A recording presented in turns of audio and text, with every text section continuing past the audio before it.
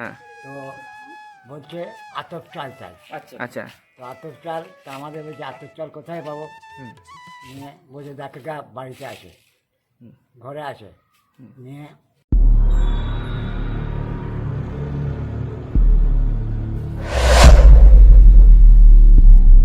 Hello guys, welcome to my channel vlogger with বাবাইদা। তোমাদের সবাইকে স্বাগত জানাচ্ছি। তো আজকের মানকরে এসেছি। মানকরে একটা নতুন মন্দিরে এসেছি, যে মন্দিরটার নাম হচ্ছে পঞ্চকালী মাতার নাট মন্দির। হ্যাঁ বন্ধুরা, ঠিক শুনেছ, পঞ্চকালী মাতার নাট মন্দির। তোমরা পঞ্চমুণ্ডী আসন দেখেছো বা পঞ্চমুণ্ডী পাঁচ ধরনের অনেক ধরনের কথা শুনেছো, কিন্তু এই যে কালী মন্দিরটা আমরা এসেছি সেটা হচ্ছে পঞ্চকালী মাতার নাট মন্দির। তো যাই হোক, কেন এই পঞ্চকালী মাতা নাম হয়েছে সেটা এখনো পর্যন্ত জানি না। যদি জানতে পারি অবশ্যই তোমাদের বলবো, এবং তোমরা সাপোর্ট করে পুরো ভিডিওটা দেখো, আশা করি তোমাদের ভালো লাগবে। একটু ইউনিক টাইপের জিনিস দেখলাম। এই মন্দিরটা আছে কিন্তু মানকরে আছে। অবশ্যই তোমাদের যারা দেখছো তাদের আশেপাশেও এরকম মন্দির থাকতে পারে, থাকলে অবশ্যই কমেন্টে জানিও। আমরা চেষ্টা করব যাওয়ার সেই জায়গায়, বা আমি বলতে পারো চেষ্টা করব সেই জায়গায় যাওয়ার, সেটা মানে শেয়ার করা, তুলে ধরা সবার সামনে। তো যাই হোক, তোমরা জাস্ট দেখো মন্দিরটা, আশা করি মন্দিরটা তোমাদের ভালো লাগবে। তবে এই মন্দিরের সামনেই আছে জামা কাপড় কাছে যে ধোপা, সেই ওনাদের বাড়ি আছে। তো যাই হোক, তোমাদের পুরোটাই দেখাবো, পুরোটাই দেখো, আশা করি তোমাদের সবার ভালো লাগবে। তো চলো। হ্যাঁ বন্ধুরা, এটা পঞ্চকালী মাতার নাট মন্দির, যে মন্দিরটা ইংরেজি 2010 সালে তৈরি হয়েছিল। তোমাদের দেখাবো মন্দিরটা, আশা করি তোমাদের সবারই ভালো লাগবে। তবে এই মন্দিরটার নাম পঞ্চকালী মাতা, অর্থাৎ পঞ্চকালী কেন হয়েছে অবশ্যই তোমাদের জানতে ইচ্ছা করে, অবশ্যই জানাবো তোমাদের, কারণ তোমাদের জানানোর জন্যই মন্দিরটা দেখানো হচ্ছে। তো অবশ্যই সাথে থেকো, পাশে থেকো, আর শোনো। এই যে জেঠু বসে আছেন, ওনার কাছে ওনার মুখ থেকেই শোনাবো। ইনি এই পাড়ারই, বলতে পারো এনাদেরই এই মন্দির আছে, পুরোটাই শোনাবো। এবং যে কাপড় জামা দেখতে পাচ্ছ, অ্যাকচুয়ালি এই মন্দিরের সামনেই ধোপা বাড়ি, তো ওনাদেরই কাপড়, মন্দিরটা ওনাদেরই আছে মনে হয়।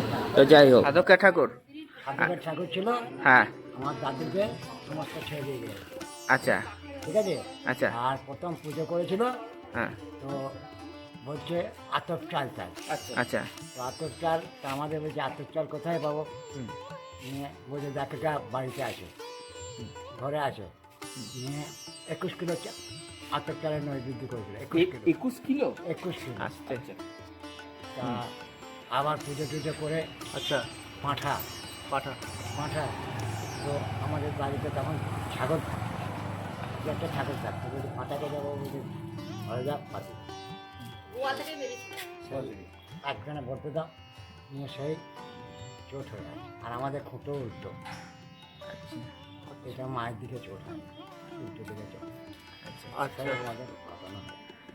আচ্ছা ওর জন্য আর পঞ্চকালীর নাম হচ্ছে, পঞ্চমুণ্ডির আসন আছে বলে সেই জন্য নাম হচ্ছে পঞ্চকালী। আচ্ছা আচ্ছা। মানে পাঁচটা বা মরা মাথার উপরে আছে কালীমা। আচ্ছা আচ্ছা। আচ্ছা, মায়ের মন্দিরে কখন চোট হয়? কালী পুজো, কালী পুজোর সময় চোট হয়। কালী পুজোয় চোট হয়, সরোজী অমাবস্যায় চোট হয়, কৌশী অমাবস্যায় চোট হয়। তারপর বলওয়ারের যে অমাবস্যা আছে না, ওটাতেও চোট হয়। আচ্ছা আচ্ছা। ও, যাই হোক, ভালো লাগলো। এই মানে সব মন্দিরের কিছু হিস্ট্রি থাকে, কিছু জানার বিষয় থাকে। সেটাই আর কি। আর ওই পাশেটা চণ্ডীতলা। ওইটা চণ্ডীতলা পাশে এটা আছে। চণ্ডী মন্দির, এটা এই বৈশ মাসে পুজো হয়। আমাদের বলতে দাও, এটা বৈশ মাসে পুজো হয়। আচ্ছা। ওইটা 1010 লোক খায়। 1010 লোক খায় এই মায়ের মন্দিরে? এই মায়ের মন্দির, ওই মায়ের মন্দির, ওই আচ্ছা আচ্ছা। রাস্তার থেকে একটু ওইখান পর্যন্ত বসে, আচ্ছা আচ্ছা 2 লাইন। আচ্ছা। 8টার থেকে বসানো হয়ে যায় রাত্রে 11টা পর্যন্ত। আচ্ছা আচ্ছা, খুবই জাগ্রত মাতা তাহলে। 11 কুইন্টাল তরকারি হয়। 11 কুইন্টাল? 11 কুইন্টাল তরকারি হয়। আচ্ছা আচ্ছা। আর একটা ডেক আছে, ওটা 80 কিলো করে মাল। আর ওই আমের চাটনি, হ্যাঁ। কুমড়োর তরকারি, আর মায়ের প্রসাদ ওই যতক্ষণ থাকবে। আচ্ছা আচ্ছা। অনেক কিছু বলে দিলে ভালো লাগলো। আচ্ছা আচ্ছা তোমাদের এই পঞ্চকালী মন্দিরটার নাম কেন সবই শোনালাম এই পাড়ারই জেঠুর মুখে, যেটা বলতে পারো এই মন্দিরের সামনেই বাড়ি, তো ওনার মুখেই শোনালাম।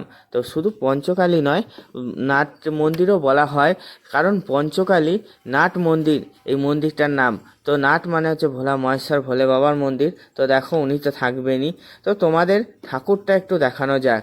তো দেখো, আশা করি তোমাদের ভালো লাগবে, যতটা পারছি তোমাদের দেখাচ্ছি। তো এইটা হচ্ছে ঠাকুরের মেন মন্দির, এই মন্দিরের ভিতরেই মা বিরাজমান। এবং বাইরে দেখো ভোলা মহেশ্বরের মূর্তি করা আছে, বলতে পারো দেয়ালে আঁকা আছে। তো বাইরেটা হেবি সুন্দর লাগলো, তোমাদের কেমন লাগলো অবশ্যই জানিও। তো আরেকটাও আছে, মন্দির আছে, যেটা হচ্ছে মা চণ্ডীতলার মন্দির। এই যে এই দেখো, এই মা হচ্ছে চণ্ডীতলার মন্দির এটা। মন্দিরের বাইরেটা এবার তোমাদের একটু দেখাচ্ছি। ভিতরটা তো তোমরা দেখলে যে চারিদিকে কত ভালো ভালো সুন্দর সুন্দর পেন্টিং করা, ঠাকুরের পেন্টিং করা আছে। এবার বাইরের দিকটা তোমাদের দেখাবো। তো দেখো, আশা করি ভিতরকার মতোই বাইরেটা ভালো লাগবে। এই রাস্তার উপরেই এই মন্দিরটা, মন্দিরটা কিন্তু ভিতরে নয়, পুরো রাস্তার উপরে। তোমরা এই রাস্তায় আসলে তোমরা দেখতে পাবে। এই দেখো পুরো মন্দিরটা দেখাচ্ছি তোমাদের, এবং একটা ভোলা মহেশ্বরের একটা ছবি আছে, সেই ছবিটাও তোমাদের দেখাচ্ছি। তোমরা জাস্ট দেখো কতটা সুন্দর লাগছে ভোলা মহেশ্বর, মনে হচ্ছে যে তাকিয়ে আছে। তো যাই হোক, অবশ্যই জানিও কেমন লাগলো। হ্যাঁ বন্ধুরা, তোমাদের বলেছিলাম যে আমি চেষ্টা করব যে মন্দিরের যে পঞ্চমুখী যে মায়ের যে নামটা আছে, তো ওই নামটা কেন হয়েছে সেই নামটা তোমাদের জানানোর চেষ্টা করব বলেছিলাম। তো পঞ্চকালী মাতার যে মন্দিরটা, তো তোমাদের এই এলাকারই একজন স্থানীয় বাসিন্দা এক জেঠুর কাছ থেকে তোমাদের সব কাহিনী শোনালাম। তো আশা করি তোমাদের শুনে ভালো লাগলো।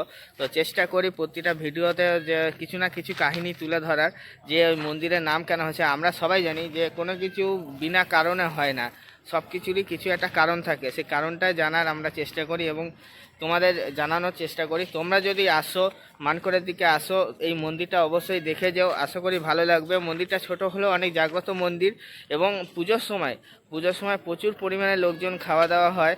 তো তোমরা সবই শুনলে জেঠুর কাছ থেকে। তো অবশ্যই ভালো লাগলে লাইক শেয়ার কমেন্ট করে পাশে থেকো, আর একটু সাপোর্ট করো, কারণ তোমাদের সাপোর্ট একান্ত জরুরি। তোমাদের সাপোর্ট ছাড়া হয়তো এগোনো যাবে না।